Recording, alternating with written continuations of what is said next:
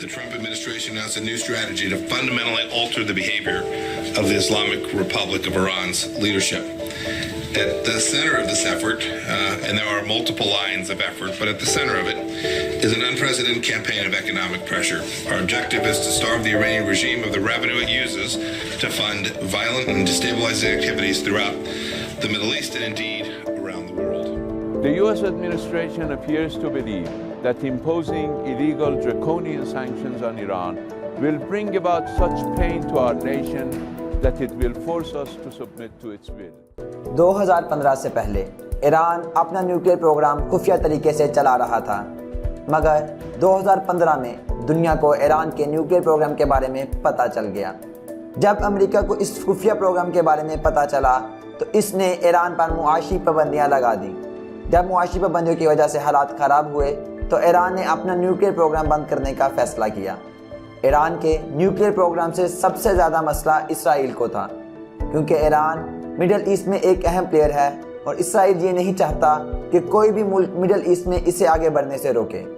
اس تصویر میں آپ دیکھ سکتے ہیں کہ کس طرح اسرائیلی وزیر اعظم دنیا کو ایرانی نیوکلیئر پروگرام کے خطرات سے آگاہ کر رہے ہیں۔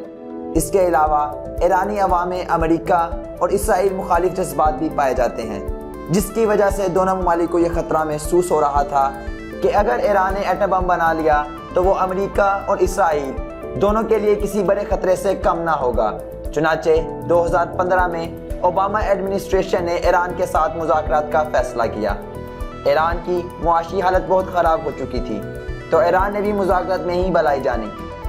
ان مذاکرات میں فیصلہ کیا گیا کہ ایران اگلے 10 سال تک کوئی نیوکلیئر ہتھیار نہیں بنائے گا اور ایران کی تمام ایٹمی سرگرمیوں کا جائزہ انٹرنیشنل ٹیمز مسلسل کرتی رہیں گی۔ لیکن اس وقت ڈونلڈ ٹرمپ کو اس ڈیل سے بہت سے اختلافات تھے۔ وہ ایران کے ایٹمی پروگرام کو ہمیشہ کے لیے ختم کرنا چاہتے تھے، مگر مذاکرات میں صرف 10 سال ایران کو نیوکلیئر ہتھیار بنانے سے روکا گیا تھا۔ اس لیے ٹرمپ نے اپنی الیکشن مہم کے دوران بھی اس ڈیل کو ختم کرنے کا اعلان کیا تھا، اور جب الیکشن کے بعد وہ امریکہ کے صدر بنے تو انہوں نے اپنا وعدہ وفا کرتے ہوئے ایران نیوکلیئر ڈیل کو ختم کر دیا۔ ایران نیوکلیئر ڈیل میں امریکہ کے علاوہ جرمنی، چائنا، روس، فرانس، برطانیہ وغیرہ بھی شامل تھے، لیکن یہ ڈیل صرف امریکہ نے ختم کی۔ باقی تمام ممالک ابھی بھی اس ڈیل کا حصہ ہیں اور ایران ابھی بھی اس ڈیل کی شرائط کے مطابق چل رہا ہے۔ ایران نیوکلیئر ڈیل ختم کرنے اور ایران پر معاشی پابندیاں لگانے کے پیچھے اصل میں کئی اور وجوہات ہیں۔ پہلی وجہ تو ایران کا شام کی جنگ میں کردار ہے۔ شام کی جنگ میں ایران بشار الاسد کے ساتھ کھڑا ہوا، جبکہ امریکہ بشار الاسد کی حکومت کو گرانا چاہتا تھا۔ اس جنگ میں امریکہ کو واضح ناکامی ہوئی اور اس ناکامی کا خمیازہ ایران کو معاشی پابندیوں کی صورت میں برداشت کرنا پڑ رہا ہے۔ دوسری بڑی وجہ یمن کی جنگ ہے۔ میں یمن جنگ پر ایک ویڈیو پہلے بھی بنا چکا ہوں، اگر آپ نے ابھی تک وہ ویڈیو نہیں دیکھی تو ضرور دیکھ لیں، میں اس ویڈیو کا لنک ڈسکرپشن میں ڈال دوں گا۔ یمن جنگ میں بھی امریکہ سعودی عرب کا سب سے بڑا اتحادی ہے، تو دوسری طرف ایران حوثی باغیوں کے ساتھ کھڑا ہے۔ اس جنگ میں بھی سعودی عرب اور امریکہ کو واضح شکست کا سامنا ہے، اس لیے اس شکست کا بدلہ معاشی پابندیوں کی صورت میں لیا جا رہا ہے۔ یمن جنگ ابھی بھی چل رہی ہے اور یمن میں قحط سالی کی وجہ سے تقریباً 85,000 بچوں کی ہلاکت ہو چکی ہے، مگر میڈیا اس جنگ کو بالکل کوریج نہیں کر رہا، کیونکہ جس سے ڈالرز ملتے ہوں اس کی مرضی کے خلاف بھی تو نہیں جا سکتے۔ تیسری بڑی وجہ ایران کا حزب اللہ اور حماس کے ساتھ کھڑا ہونا ہے۔ میں حزب اللہ اور حماس پر بھی ویڈیو بنا چکا ہوں، ان ویڈیوز کا لنک بھی ڈسکرپشن میں مل جائے گا۔ حماس اور حزب اللہ دونوں اسرائیل کے لیے درد سر بنی ہوئی ہیں، اور اسرائیل ویسے بھی یورپ کا ناجائز بچہ ہے، تو اپنے ناجائز بچے کی حفاظت کے لیے بھی ایران پر پابندیاں لگائی جا رہی ہیں۔ اب ایران پر پابندیوں کی تھوڑی تفصیل دیکھتے ہیں۔ ٹرمپ ایڈمنسٹریشن نے حال ہی میں ایران پر اپنی مکمل معاشی پابندیاں عائد کر دیں، جس کا مقصد ایران کے تیل کی فروخت کو کم کر کے ایران پر معاشی دباؤ ڈالنا ہے۔ لیکن 8 ممالک کو ایران سے تیل خریدنے کی عارضی اجازت دی گئی۔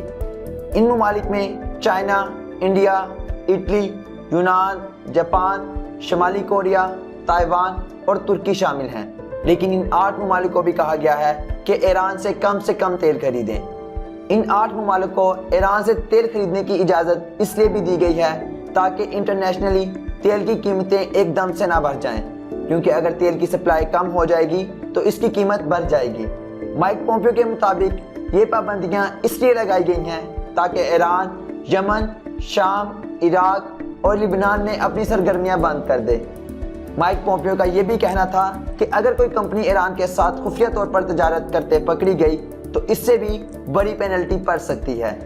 इन पाबंदियों के बाद रद्द अमल के तौर पर ईरान ने जंगी मशकें मुनक्कद की और बताया कि ईरान के पास तेल बेचने के और बहुत से तरीके हैं। इनका इशारा ब्लैक मार्केट की तरफ था। अगली वीडियो में हम डिस्कस करेंगे कि सिर्फ अमेरिका ही मुख्तलिफ ममालिक पर मुआशी पाबंदियाँ क्यों लगा पाता है। इसलिए हमारे चैनल को सब्सक्राइब कीजिए और बेल आइकॉन को ज़रूर प्रेस कर दीजिए। And finally, thanks for watching.